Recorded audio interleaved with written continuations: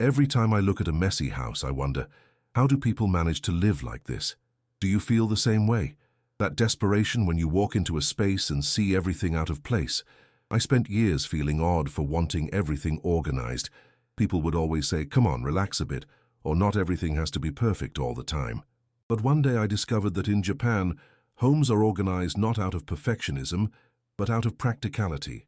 It's not about being too meticulous, it's about making life run more smoothly. And the most amazing part, you can clean any room in just 15 minutes, using the Japanese method I'm going to share with you today. The results in my home were so impressive that my friends started asking what my secret was. The truth is simple. It's not magic, it's a method that anyone can apply. Let's get straight to the point. The secret of Japanese organization lies in creating simple systems that work in daily life. It's not about doing a big cleanup and then letting everything pile up again. What truly works is changing small daily habits. When I entered my friend Mariana's house for the first time, I was amazed. She works all day, has 2 small kids, and yet her house was spotless. Not the kind of magazine-level organization, but a genuine tidiness from someone who lives there. I asked her secret and she told me she had learned organizing techniques inspired by the Japanese style. The first step is always to declutter. You can't organize what's excess. In Japanese culture, there's an emphasis on having fewer things, but those that are useful and bring joy. So, I started sorting through everything I hadn't used in over 6 months. It was tough at first. That shirt I hadn't worn in years but had sentimental value. That gadget I was going to fix one day, but never did. All of that was just taking up space. My closet was a real battleground. Clothes were crumpled, piled up, and some even forgotten at the back. I learned to fold using the Japanese method, which not only saves space but also allows me to see all my items at once. The socks are no longer rolled up but actually folded. T-shirts stand upright instead of being stacked on top of each other. It may seem like a minor detail, but it made a world of difference. Now I can see everything I have and use all my clothes. In the kitchen, the problem was different. I had pots that I only used once a year, duplicate utensils, and lids without containers. I did a complete cleanup and kept only the essentials. I organized things by how frequently I use them. What I use every day is more accessible, while what I rarely use is stored away. Plates of the same type are grouped together, and so are the cups. It may seem obvious, but how many times have you wasted time searching for that special spoon in the drawer? The bathroom also needed some adjustments. I had products that I bought and used only once, others that were expired, and some I couldn't even remember what they were for. I kept only what I actually use every day. I created a simple system. After showering, I wipe down the sink and the shower. It takes 30 seconds and prevents the buildup of dirt. One technique that transformed my routine is what I call the 15-minute rule. Every day I dedicate 15 minutes to organizing a specific room. Monday is bedroom day, Tuesday is living room day, and so on. 15 minutes go by quickly, and the results are surprising. I no longer spend hours cleaning on the weekends. Another important habit is to put things away as soon as I'm done using them. It seems simple, but it makes a huge difference. Finished using the scissors? Put them back in their place. Tried on an outfit and didn't like it? Hang it back on the hook, read a book, return it to the shelf. These small actions prevent clutter from piling up. The entryway of the house is a critical point for organization. We've developed the habit of taking off our shoes as soon as we enter and placing them in a shoe rack near the door. The keys have a specific hook, and the bag has its own spot. This prevents that morning rush of searching for keys or that specific shoe. Free surfaces also make a big difference. Tables, countertops, and sideboards are not storage places. The more clear they are, the easier it will be to keep the house clean. I've made it a habit to clean these surfaces every night before going to bed. It's satisfying to wake up and see everything in order. At first, my husband was a bit resistant to these changes. He was used to leaving things for later. But when he realized how much calmer our routine had become and how we spent less time searching for lost items, he became my biggest ally. The kids also joined the routine. We created a system where each toy has its place. Before picking up a new toy, they must put away the previous one. At the end of the day, we do a quick tidy-up together, which has turned into almost a game. They learn early on to appreciate organization. One valuable tip I learned was, don't buy organizers before getting rid of what you don't use. First, declutter, then organize what you have left. Many people buy storage boxes, shelves and bins without first doing the necessary cleaning. The result is a house full of organizers that are disorganized. The kitchen deserves special attention. Similar foods are kept together, and the most used items are more accessible. I label containers with expiration dates. I avoid buying excess items that can spoil. Once a week before grocery shopping, I check what I have and what I really need to buy. Working from home can also be a challenge. Papers tend to pile up quickly. I've made it a habit to deal with each piece of paper just once. Either I take care of it right away, file it, or toss it. Nothing gets put off for later, which really means to get lost in the pile. Another secret is to make the bed as soon as I get up. It's a simple task that gives an immediate sense of organization to the bedroom. There's something psychologically satisfying about starting the day by completing a task, no matter how small. Bedding and towels also follow a system. I only keep what's necessary, 2 sets for each bed, 3 towels per person. This way, I don't accumulate items that take up space in the closet and are rarely used. Another effective technique is what I call one in, one out. When I buy a new shirt, an old one has to go. This keeps the volume of items under control and makes me think twice before purchasing something new. The laundry area is often overlooked, but it deserves organization too. Cleaning products are grouped by function. Dirty laundry has its own specific place, and laundry items are organized by type.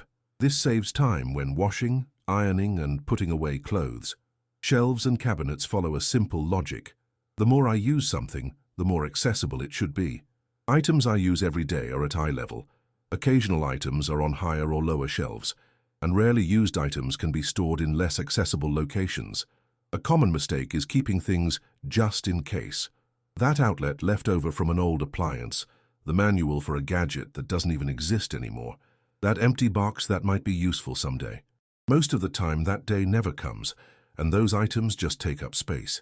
Built-in closets are great allies for organization, but you need to know how to use them effectively.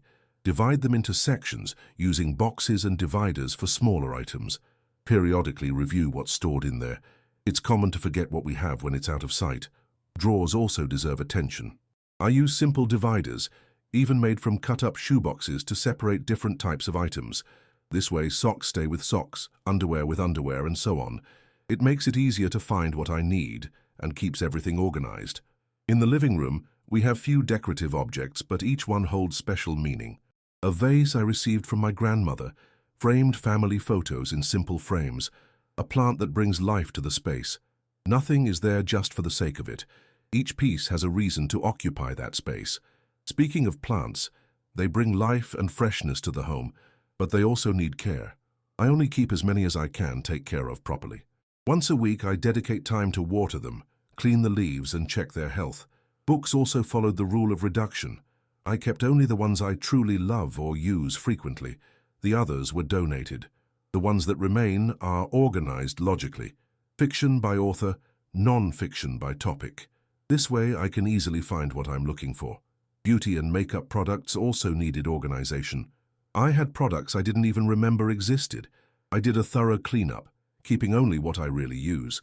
I organized them by type, foundation with foundation, lipstick with lipstick, and so on. Now my beauty routine is much simpler and quicker.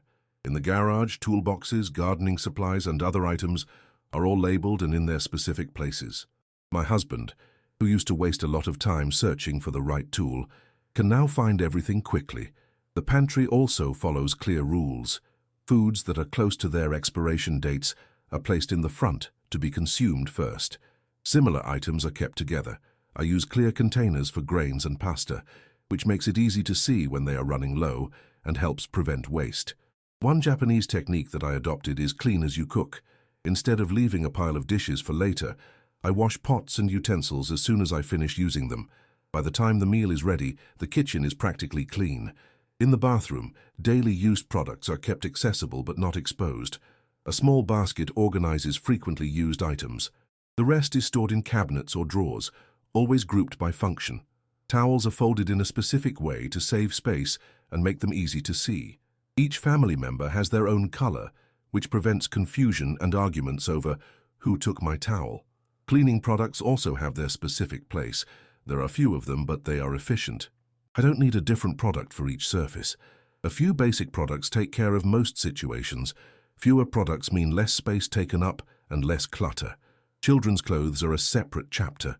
They grow quickly, so I need to constantly check what no longer fits. With each change of season, I do a thorough review. Items that no longer fit are donated. Those that are too worn out are discarded, and those that still fit are organized by type and size. Toys also follow clear rules. We have specific bins for each type, one for dolls, another for cars, and another for board games. Periodically, we donate toys that no longer hold interest. The kids participate in this process, learning early on the importance of letting go. Bedding follows a rotation system. While one set is in use, another is clean and stored in the closet. As soon as I switch them out, the used set goes straight to the laundry. This prevents a buildup of dirty laundry and keeps everything tidy. Important documents are stored in a specific folder, organized by categories. Personal documents, bills to pay, important receipts. This way, when I need something, I know exactly where to look. Old documents that need to be kept for legal reasons are stored in a file box, also organized by categories and dates. The outdoor area of the house also deserves attention. Gardening tools have their designated spots, plants are pruned regularly, and outdoor furniture is cleaned frequently. An organized outdoor space invites relaxation and enjoyment. Travel bags, when not in use, hold seasonal items. Winter clothes are stored during the summer, while beachwear is kept during the winter. This optimizes closet space and keeps everything organized. Electronics also have their designated spaces. Cords and chargers are labeled with colored tags, avoiding that confusion of whose charger is this. Manuals and warranties are stored together in a specific folder. The dining table is cleaned immediately after meals. Nothing is left for later. This keeps the living space always pleasant and ready for unexpected guests. The TV remote, which used to always get lost between the sofa cushions, now has a small designated basket. It may seem like a silly detail, but how many times have you wasted time looking for the remote? Bills to be paid are kept in a specific folder, organized by due date. Once a week, I check what needs to be paid in the coming days. This avoids late fees and unnecessary stress. The refrigerator also follows organization rules. Prepared foods go on the top shelf to avoid contamination. Fruits and vegetables have their specific drawers. Opened products are labeled with the date they were opened to reduce waste. The freezer is organized by type of food. Meats, frozen vegetables, meal leftovers, everything has its own compartment. All items are labeled with their contents and the date they were frozen. Grocery shopping is planned in advance.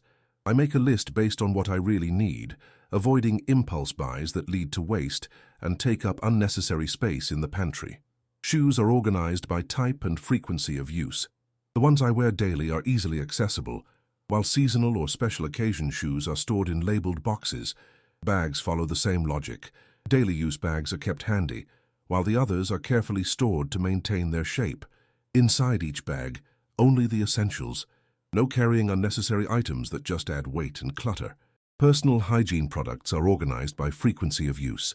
What I use daily stays in the bathroom shower, while the rest is in a nearby cabinet. Almost empty products are used completely before opening new ones. The kids' school materials have a specific place for doing homework. After use, everything goes back to that spot. This helps us avoid losing pencils, pens, and other supplies. Lunch boxes are prepared the night before, with everything needed for the next day. This avoids morning rush and the forgetting of important items. Clothes for the next day are also set aside the night before. This saves time in the morning and prevents that indecision that often delays us. The home office also follows clear rules. The desk remains free of unnecessary papers. The computer is turned off at the end of the workday. Office supplies have their specific place. This separates the work environment from the relaxation environment, which is essential for those who work from home. The laundry I take to the cleaner is sorted by colors and fabric types even before I leave the bathroom. This makes the washing process easier and saves time. Medications are organized by type and checked periodically for expiration dates. Expired medicines are disposed of properly, never in the regular trash. Online purchases are evaluated carefully before being made. I ask myself, do I really need this? Where will I store it? Do I already have something similar? This prevents the accumulation of unnecessary items.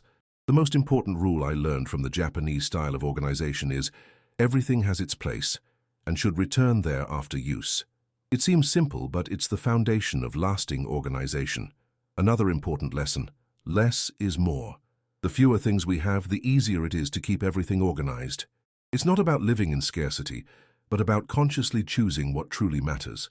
The result of all these changes has been transformative. My home isn't perfect like those in magazines, but it's functional, welcoming, and easy to maintain. I save time, money, and most importantly, stress. I no longer need to dedicate entire weekends to cleaning. Daily maintenance is enough to keep everything in order, and most importantly, I've discovered that there's nothing wrong with enjoying organization. It's not perfectionism or obsession. It's simply a lifestyle choice that makes everyday life calmer and more productive. If you identified with anything I said today, know that you can also transform your home. Start slowly, one room at a time. Establish simple routines. Involve the whole family. The results will come, and I assure you that every effort will be worth it. I hope these tips, inspired by the Japanese style of organization, help you transform your home into a more organized, functional, and welcoming environment. Remember, the goal is not perfection, but an organization that simplifies your daily life and brings more tranquility to your life. Please share this blessed video so it can touch and help others like you and me. Don't forget to hit the subscribe button if you haven't already. Thank you from the bottom of my heart for being part of our faith community. If you would like to support our channel a bit more, consider becoming a member of our channel. Here are 2 more videos for you to continue your journey. Thank you, and may God bless you all. See you soon.